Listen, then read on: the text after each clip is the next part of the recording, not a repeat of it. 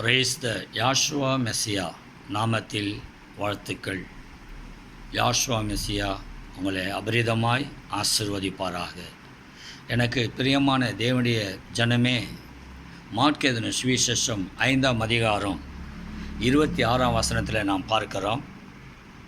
அநேக வைத்தியர்களால் அநேக டாக்டர்களால் மிகவும் வருத்தப்பட்டு தனக்கு உண்டான எல்லாவற்றையும் செலவழித்தும் சற்றும் குணமடையாமல் அதிக வருத்தப்படுகிற பொழுது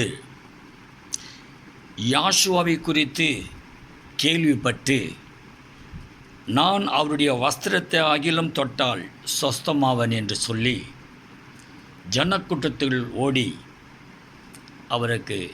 அவருடைய வஸ்திரத்தை ஓரத்தை தொட்டால் அவர் பூர்ண சுகத்தை பெற்றாள் என்று பார்க்கிறோம்.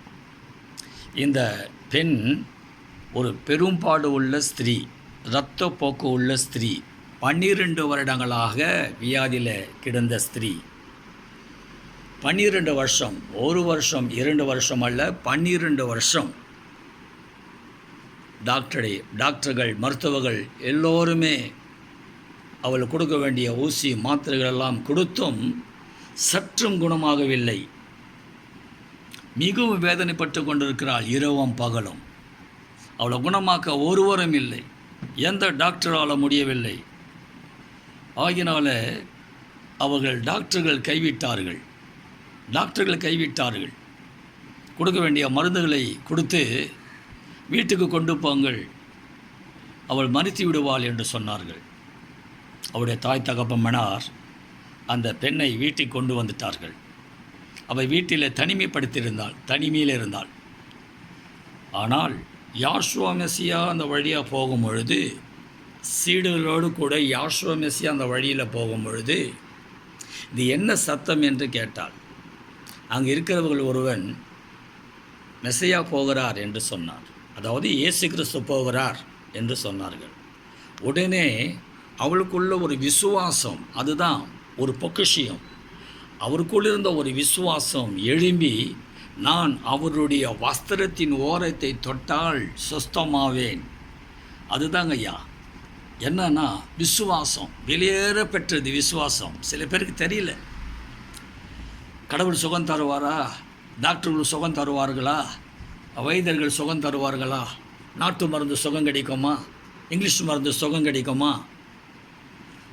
ஆனால் டாக்டர்லாம் கைவிடப்பட்ட இந்த ஸ்திரீ, அவருக்குள்ள ஒரு விசுவாசம் எழும்பி, யாஷுவா மெசியாவின் வஸ்திரத்தை தொட்டால் சொஸ்தமாவேன் என்று சொல்லி ஓடி அவருடைய வஸ்திரத்தை தொட்டால் சொஸ்தமானாள். எனக்கு அன்பான தேவனுடைய பிள்ளைகளே, மருத்துவத்தை தேடணும். மருத்துவம் யாஷுவா மெசியாவால் அனுமதிக்கப்பட்டது. ஒரு டாக்டர்கள், வைத்தியர்கள், இவர்களெல்லாம் தேவன் நம்ம கொடுத்த ஒரு பெரிய ஒரு பொக்கிஷியம். டாக்டர்கள், நர்ஸுகள் பெரிய ஒரு பொக்கிஷியம். அவர்கள் முடிந்த அளவுக்கு எவ்வளவே சுகத்தை கொடுக்கும்படியாக எவ்வளோ ஊசி மாத்திரை கொடுத்து அவர்கள் கவனிக்கிறார்கள். அதனால் டாக்டர்கிட்ட போகக்கூடாது, மருத்துவமனைக்கு போகக்கூடாதுன்னு சொல்லவில்லை. ப்ராப்பர்ட் சொல்லுகிறார், யாஷுவாவின் பட்சம் சேர்ந்திருந்தல் என்ற புஸ்தகத்தில் 88ஆம் அதிகாரம் 261ஆம் வசனத்தில், புத்தி உள்ள எவரும் அதை செய்வார்கள். மருந்து தேவனால் அனுப்பப்பட்டது, மருந்து ஏவால் அனுப்பப்பட்டது, மருந்து தேவனால் அனுப்பப்பட்டது, டாக்டர்கள் நர்ஸுகள் தேவனால் அனுப்பப்பட்டவங்க என்பதை ஜனங்கள் புரிந்து கொள்ள இயலவில்லை. சகோதரரே, அது அவ்விதம் இல்லாமல் போனால் அது பிசாசினால் உண்டாயிருக்கும். அது நிச்சயம் மருந்து அடைய முடியாத இடத்தை தேவன் அடைய செய்கிறார். நிச்சயமாக மருந்து தேவனால் உண்டானது. பாருங்க, இவை யாவும் தேவனிடத்திலிருந்து வந்ததையே அவர்கள் புத்தியோடு உபயோகங்கள். அவைகளை கொண்டு பைத்தியமாகி விடாதீர்கள். எனக்கு அன்பான தேவனுடைய பிள்ளைகளே, மருந்துகள், மாத்திரைகள், டாக்டர்கள், மருத்துவமனை தேவனால் உண்டானது. எனக்கு ஆண்டவர் சுகம் தருவார், எனக்கு இயேசு சுகம் தருவார், என அவர் கைவிட மாட்டார் என்றார். நம்முடைய இதயத்தில் யோசித்து கொண்டு வீட்டிலிருந்து ஜெபம் பண்ணி கொண்டிருந்தால் யாஷுவா மெஸ்ஸியா குணமாக்க மாட்டார். அன்பான தேவனுடைய பிள்ளைகளே, தேசத்தை கவனிங்க. பக்தி இருக்கும், விசுவாசம் இருக்கும். விசுவாசம் எல்லாருக்கும் இருக்கிறது.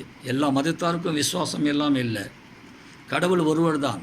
ஆனால் நான் இந்த செய்தியில் இருக்கிற தேவனுடைய பிள்ளைகளுக்கு சொல்லுகிறேன், உங்களுக்கு உடம்பு சரியில்லை, ஜுரம் என்றால், ஏதாவது பாதிப்பு என்றால், நீங்கள் நிச்சயமாக டாக்டரை தேட வேண்டும், மருத்துவமனைக்கு போக வேண்டும், மருத்துவருடைய ஆலோசனை கேட்டு அதன்படி நடக்க வேண்டும்.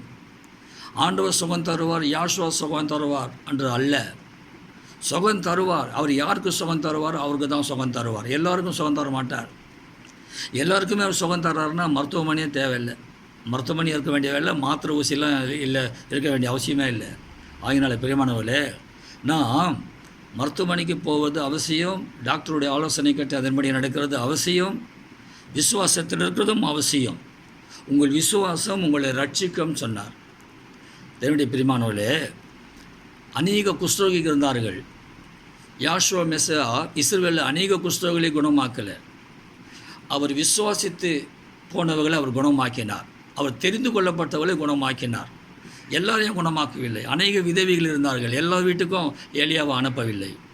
அவரால் முன்குறிக்கப்பட்ட அந்த ஒரு விதவி வீட்டுக்கு மாத்திரம் ஏலியாவை அனுப்பினார். அதே போல் அநேக குருடர்கள் இருந்தார்கள். எல்லா குருடர்களையும் அவர் குணமாக்கவில்லை. அவர் முன்குறிக்கப்பட்ட குருடர்களை மாத்திரம் அவர் குணமாக்கினார். எனக்கு அன்பான தேவனுடைய பிள்ளைகளே, எல்லா ஜனங்களும் மனம் திரும்புவாங்க என்று நாம் யோசித்து கொண்டிருக்கிறோம். எல்லா ஜனங்களும் மனம் திரும்ப முடியாது. அவரால் முன்குறிக்கப்பட்டவர்கள், அழிக்கப்பட்டவர்கள், தெரிந்து கொள்ளப்பட்டவர்கள் தான் மனம் திரும்புவார்கள். ஆகினாலே